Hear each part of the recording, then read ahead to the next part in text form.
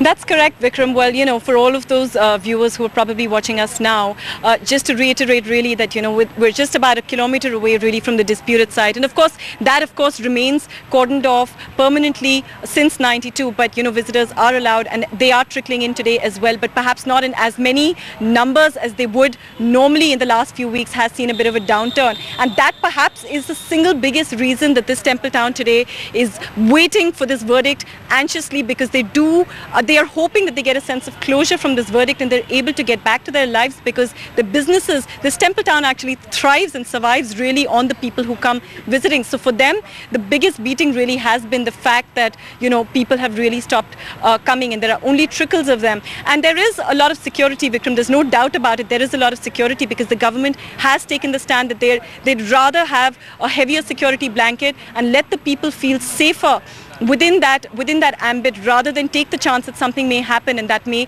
ignite more passion. So the security has been pretty heavy. We had just a little while earlier, just in this compound itself, we had a bomb detection squad. We had an anti-sabotage team as well, and they're doing the rounds across not only Ayodhya but also in Faizabad. Every few kilometers there are pockets of policemen who are just stationed there just to make sure that every single person who's entering and moving inching closer towards the disputed site is completely and thoroughly checked for any objectionable items they may be carrying or for any objectionable purpose they might be here for, or simply to, in case there are any mischief makers over here. That's one of the things that the government has done, which is also in place over here, that they've got their eyes and ears really amongst the local people. They've identified people who will be informing them, keeping them informed about any particular antisocial elements. So all of these things really to make sure that there is no straying away from the normalcy, and that's perhaps why it's fairly peaceful even right now, Vikram. Okay, Kashish, Anand, thanks for being with us. Let me just quickly do a roundup of the other parts of the country to see what the situation is. Let's start with Madhya Pradesh. Let me go across to Rubina, who's there in Bhopal. Rubina, what can you tell us about the build-up to this in Bhopal? You were telling us it's all quiet a little earlier in the day. People in Madhya Pradesh are ready to move on. Keeping the past behind them, they are determined to maintain calm.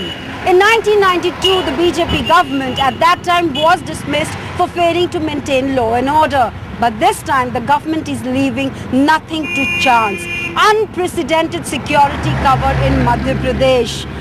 13,000 habitual criminal offenders have been arrested under preventive detention. Locals have been asked to give a list of suspicious characters who they think can create trouble. That list is already with the local police. 50,000 policemen have been deployed across the state. Intense patrolling began last night in gullies and mohallas.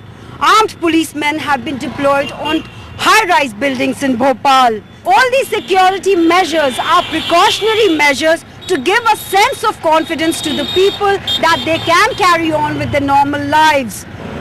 Madhya Pradesh is known as an island of peace, and both the Aam Aadmi and the government are determined to keep it that way. In Bhopal, with cameraman Zwan Khan, Rubina Khan Shapu, NDTV. Okay, let's just try and get a sense of what's happening in Hyderabad, from where Uma just sent us this report of what's happening in Hyderabad. This is the arterial SG road in Hyderabad. As you can see, traffic is quite normal here in the city, even though additional forces of about 20,000 are supposed to have been deployed here in the city. But here in the central part of Hyderabad, everything is looking quite normal. As you can see, the shopping mall behind me is open. There are school students that are there who are coming back from their exams as well. Most of the schools, in fact, have remained open today. Some of those schools were asked to shut early, hoping that there would be no trouble later in the day. The police has deployed about 20,000 men in the city, in the communally sensitive police stations. Additional four-wheelers have been deployed. The DGP has identified about 40 to 50 towns as sensitive within Hyderabad. What they've also said is that they're keeping an eye on any provocative SMSs that may be doing the rounds. What the police has said that they have really had several preparatory meetings with several civil groups, including political parties, youth, community groups as well, to try and ensure that nothing really goes wrong after the verdict this afternoon. In Hyderabad, Uma Sudhir, NDTV. And from there to Bangalore, you heard the Home Minister saying that the India story should not be derailed by issue that dates back a long way. Well, nowhere has the India story really played out quite the way it has in Bangalore in these 18 to 20 years. So Maya sends us this particular report of how Bangalore is seeing the verdict. Things normal in busy Bangalore. The traffic is on the road. Most shops and businesses are in fact open. A few have shut, a few have kept their shutters down, probably just as a precautionary measure, but most businesses...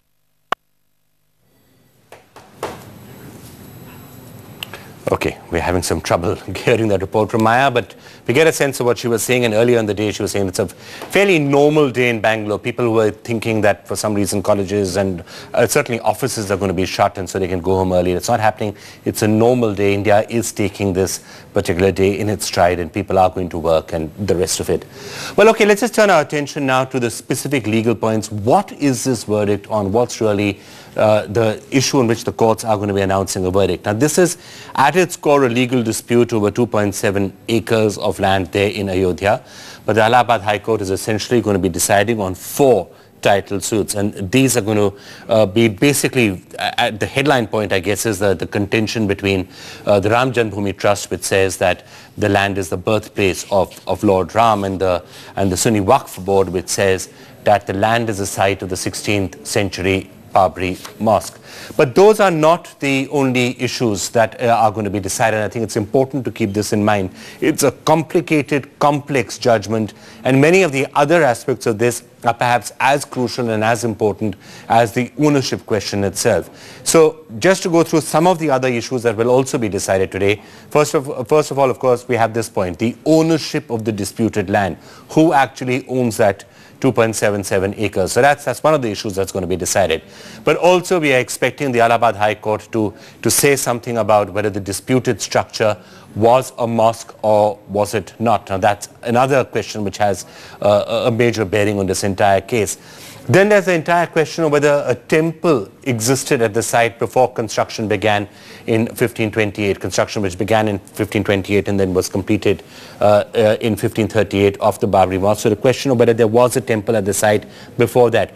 Remember, the courts have asked the Archaeological Survey of India to conduct excavations at that entire site to try and figure out, and the ASI did come out with a report which said there was some sort of a structure. So what is the court going to make of that is a question that will presumably be answered a couple of hours from now. And then the other question which the court will be addressing: did the idols of Lord Ram, Sita and Lakshman exist inside the mosque? Were the idols, or were the idols placed there by someone on the 22nd of December 1949? So a whole range of questions, these plus others, are going to be answered today by the Allahabad High Court, which is why this verdict is really going to have all sorts of interesting aspects to it.